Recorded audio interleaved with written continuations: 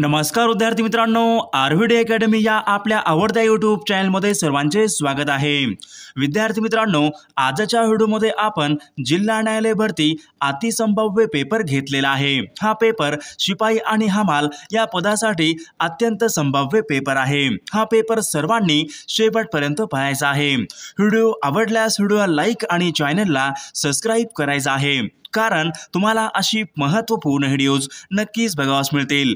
आणि विद्यार्थी मित्रांनो, जिल्हा न्यायालय भरतीसाठी आपल्याकडे एक अतिसंभाव्य प्रश्नसंच अवेलेबल आहे। त्याची किंमत फक्त 99 रुपये आहे। 99 22 64 81 29 या मोबाईल क्रमांकावर तुम्ही कॉल करून ते अतिसंभाव्य प्रश्नसंच घेऊ शकता। आणि आपल्या व्हिडिओला सुरुवात करूया। तर या ठिकाणी प्रश्न क्रमांक पहिला आहे, लोकसंख्येमध्ये देशामध्ये दुसऱ्या क्रमांकाचं राज्य खालीलपैकी कोणतं आहे? लोकसंख्येमध्ये दुसऱ्या क्रमांकाचं राज्य खालीलपैकी कोणतं राज्य आहे?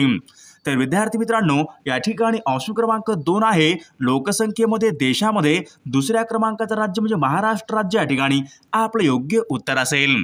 प्रश्न क्रमांक दुसरा पाहूयात, आनंद सागर उद्यान खालीलपैकी कोणत्या एका ठिकाणी आहे? आनंद सागर उद्यान खालीलपैकी कोणत्या एका ठिकाणी आहे? तर विद्यार्थी मित्रांनो, ऑप्शन क्रमांक 4 आहे, आनंद सागर हे उद्यान शेगाव या ठिकाणी आहे। प्रश्न क्रमांक तिसरा पाहूयात, भारतीय पोलीस कायदा कोणत्या वर्षी अस्तित्वात आलेला कायदा आहे? भारतीय पोलीस कायदा कोणत्या वर्षी अस्तित्वात आलेला कायदा आहे? तर विद्यार्थी मित्रांनो, या ठिकाणी ऑप्शन क्रमांक 3 आहे, सन 1861 या वर्षी भारतीय पोलीस कायदा हा अस्तित्वात आलेला कायदा आहे। प्रश्न क्रमांक 4 पाहूयात, विदर्भामध्ये एकूण किती जिल्ह्यांचा समावेश होतो? विदर्भामध्ये एकूण किती जिल्ह्यांचा समावेश होतो? तर विद्यार्थी मित्रांनो, या ठिकाणी ऑप्शन क्रमांक 4 आहे, विदर्भामध्ये एकूण 11 जिल्ह्यांचा समावेश होतो।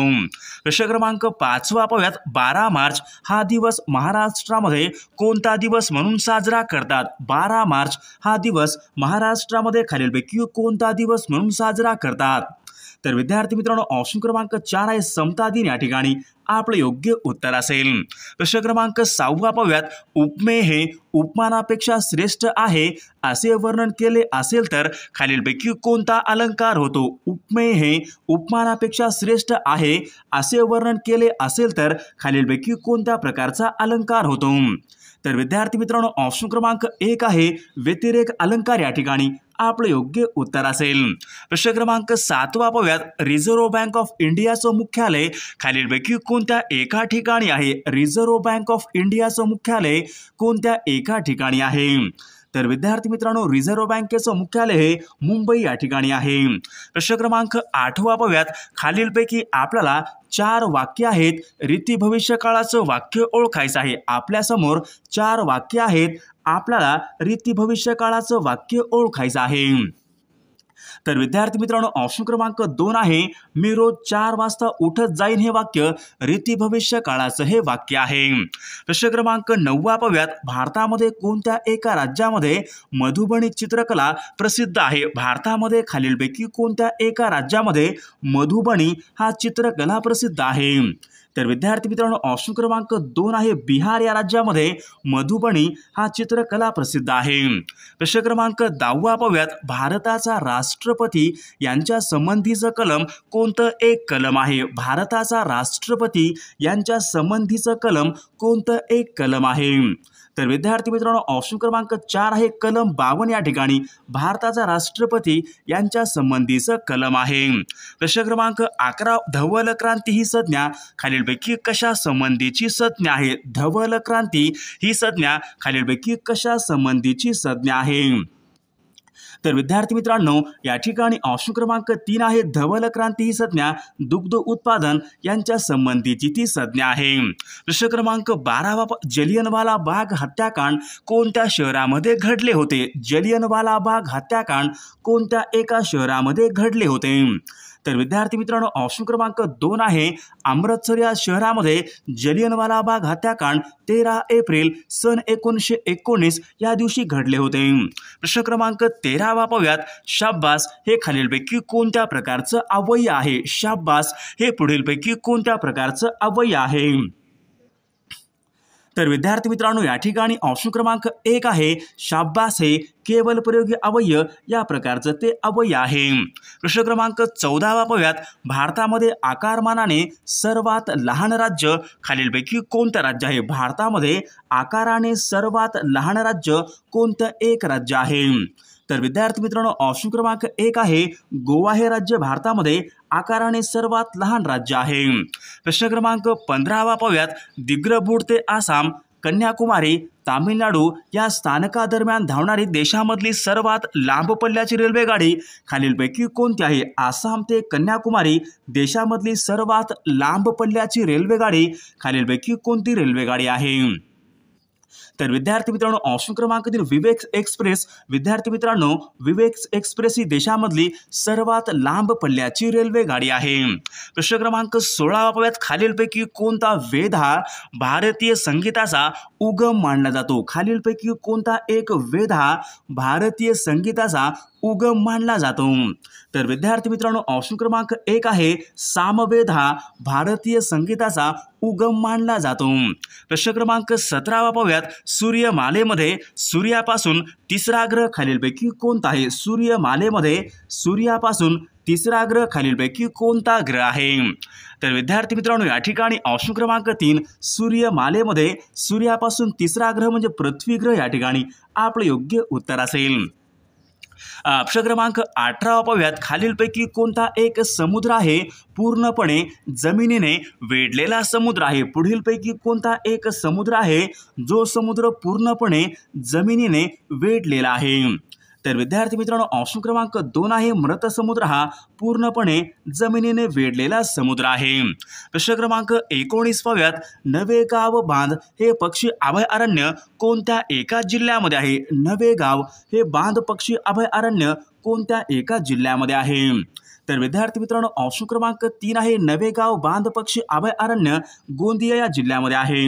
प्रश्न क्रमांक 20 पाहूयात, जमिनीवरून हवेमध्ये लक्ष्याचा वेध घेऊ शकणारे क्षेपणास्त्र खालीलपैकी कोणतं आहे? जमिनीवरून हवेमध्ये लक्ष्याचा वेध घेऊ शकणारे क्षेपणास्त्र खालीलपैकी कोणतं आहे? तर विद्यार्थी मित्रांनो ऑप्शन क्रमांक 4 त्रिशूल मिसाईल या ठिकाणी आपलं योग्य उत्तर असेल। प्रश्न क्रमांक 21 पाहूयात, महाराष्ट्र पठार कोणत्या खडकापासून बनलेला आहे? महाराष्ट्र पठार हे खालीलपैकी कोणत्या खडकापासून बनलेलं आहे? तर विद्यार्थी मित्रांनो ऑप्शन क्रमांक 3 आहे महाराष्ट्र पठार हे बेसॉल्ट या खडकापासून ते बनलेलं आहे। प्रश्न क्रमांक 22 पाहूयात, तो नेहमीच लवकर येत असतो हे वाक्य कोणत्या प्रकारचं वाक्य आहे? तो नेहमी लवकर येत असतो या वाक्याचा आपल्याला काळ ओळखायचा आहे। तर विद्यार्थी मित्रांनो ऑप्शन क्रमांक 4 आहे रीती वर्तमान काळाचं हे वाक्य आहे। प्रश्न क्रमांक 23 पाहूयात, वर खाली पुढे मागे हे कोणत्या जातीचे शब्द आहेत? वर खाली पुढे मागे हे शब्द कोणत्या जातीचे शब्द आहेत? तर विद्यार्थी मित्रांनो हे सर्व शब्द शब्दयोगी अवयव या प्रकारचे ते शब्द आहेत।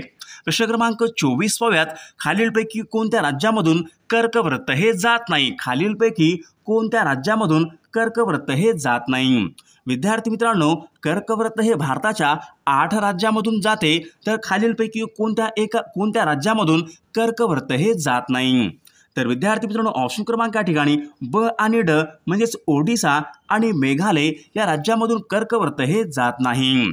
प्रश्न क्रमांक 25 पाहूयात, गटामध्ये न बसणारा शब्द आपल्याला ओळखायचा आहे। गटामध्ये न बसणारा शब्द आपल्याला ओळखायचा आहे।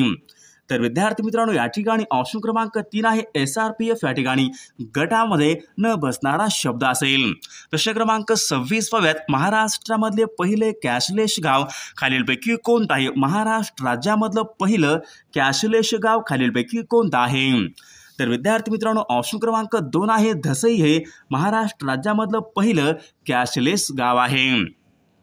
प्रश्न क्रमांक 27 पाहूयात, महाराष्ट्र राज्यामधल्या दक्षिण वाहिनी नदी खालीलपैकी कोणकोणत्या आहेत? महाराष्ट्र राज्यामधल्या दक्षिण वाहिनी नद्या खालीलपैकी कोणत्या नद्या आहेत? तर विद्यार्थी मित्रांनो ऑप्शन क्रमांक 1 आहे वर्धा आणि वैनगंगा या नद्या दक्षिण दिशेने वाहणाऱ्या त्या प्रमुख नद्या आहेत। प्रश्न क्रमांक 28 पाहूयात, छावा या कादंबरीचे लेखक खालीलपैकी कोण आहेत? छावा या कादंबरीचे लेखक खालीलपैकी कोण आहेत? तर विद्यार्थी मित्रांनो या ठिकाणी ऑप्शन क्रमांक 1 आहे शिवाजी सावंत हे छावा या कादंबरीचे लेखक आहेत। प्रश्न क्रमांक 29 मुडदूस हा विकार कोणत्या जीवनसत्वाच्या अभावी होणारा विकार आहे? मुडदूस हा विकार कोणत्या जीवनसत्वाच्या अभावी होणारा विकार आहे? तर विद्यार्थी मित्रांनो ऑप्शन क्रमांक या ठिकाणी 3 आहे ड जीवनसत्वाच्या अभावी मुडदूस हा विकार होतो। प्रश्न क्रमांक 30 संयुक्त राष्ट्र अमेरिकेमध्ये एकूण किती राज्य आहेत? संयुक्त राज्य अमेरिकेमध्ये एकूण किती राज्य आहेत? तर विद्यार्थी मित्रांनो ऑप्शन क्रमांक 50 राज्य या ठिकाणी आपले योग्य उत्तर असेल। प्रश्न क्रमांक 31 1 ते 100 या अंकादरम्यान 9 हा अंक खालीलपैकी किती वेळा येतो? 1 ते 100 या अंकादरम्यान 9 हा अंक किती वेळा येतो? तर विद्यार्थी मित्रांनो ऑप्शन क्रमांक 19 वेळा या ठिकाणी आपले योग्य उत्तर असेल। पुढचा प्रश्न पाहूयात वातानुकूलित यंत्रामध्ये प्रतिशक म्हणून खालीलपैकी कोणता वायू वापरतात? वातानुकूलित यंत्र म्हणजे एसी यांच्यामध्ये कोणता वायू प्रामुख्याने वापरतात? तर विद्यार्थी मित्रांनो वातानुकूलित यंत्रामध्ये फ्रेऑन हा वायू प्रामुख्याने वापरला जातो। पुढचा प्रश्न पाहूयात एखाद्या द्रावणाचा जर pH 7 असेल तर ते द्रावण कशा प्रकारचे असते? एखाद्या द्रावणाचा जर pH 7 असेल तर ते द्रावण कशा प्रकारचे असते?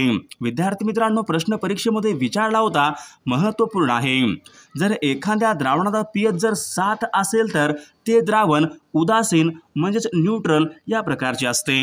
पुढचा प्रश्न पाहूयात खालीलपैकी कोणत्या एका क्षेत्रामधून मिथेन या वायूची निर्मिती होते? खालीलपैकी कोणत्या एका शेतामधून म्हणजेच मिथेन या वायूची निर्मिती होते? तर विद्यार्थी मित्रांनो भाताचं शेत या शेतामधून मिथेन या वायूची निर्मिती ही होत असते। पुढचा प्रश्न बघा भिल्लांचा उठाव कोणत्या ठिकाणी झाला होता? भिल्लांचा उठाव खालीलपैकी कोणत्या ठिकाणी झाला होता? तर विद्यार्थी मित्रांनो ऑप्शन क्रमांक 2 आहे भिल्लांचा उठाव हा खानदेश या ठिकाणी तो झाला होता। पुढचा प्रश्न पाहूयात होम रूल चळवळ यांची स्थापना सर्वात प्रथम कोणत्या देशामध्ये झाली होती? होम रूल चळवळ यांची सुरुवात कोणत्या देशामध्ये सर्वात प्रथम झाली होती? तर विद्यार्थी मित्रांनो ऑप्शन क्रमांक 2 आहे आयर्लंड या देशामध्ये सर्वात प्रथम होम रूल चळवळीला प्रारंभ हा झाला होता। पुढचा प्रश्न पाहूयात ग्रँड ट्रॅक हा मार्ग खालीलपैकी कोणत्या 2 शहरांना जोडतो? ग्रँड ट्रॅक हा महामार्ग कोणत्या 2 शहराला जोडतो? तर विद्यार्थी मित्रांनो ऑप्शन क्रमांक 2 आहे दिल्ली ते कलकत्ता या 2 शहरांना ग्रँड ट्रॅक हा महामार्ग जोडतो। पुढचा प्रश्न पाहूयात मूकनायक हे वर्तमानपत्र खालीलपैकी कोणाचं आहे? मूकनायक हे वर्तमानपत्र खालीलपैकी कोणाचं आहे?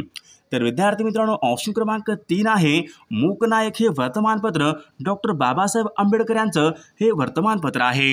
पुढचा प्रश्न पाहूयात पुणे येथे खालीलपैकी कोणत्या वर्षी महात्मा ज्योतिबा फुले यांनी मुलींची पहिली शाळा काढली होती? पुणे या ठिकाणी महात्मा ज्योतिबा फुले यांनी मुलींची पहिली शाळा कोणत्या वर्षी काढली होती? तर विद्यार्थी मित्रांनो ऑप्शन क्रमांक 1 आहे सन 1848 मध्ये महात्मा ज्योतिबा फुले यांनी मुलींची पहिली शाळा काढली होती। पुढचा प्रश्न पाहूयात डॉक्टर बाबासाहेब आंबेडकर यांनी गोलमेज परिषदेमध्ये कशाची मागणी केली होती? डॉक्टर बाबासाहेब आंबेडकर यांनी गोलमेज परिषदेमध्ये कशाची मागणी केली होती? तर विद्यार्थी मित्रांनो ऑप्शन क्रमांक 1 आहे स्वतंत्र मतदारसंघ यांची मागणी ही केली होती।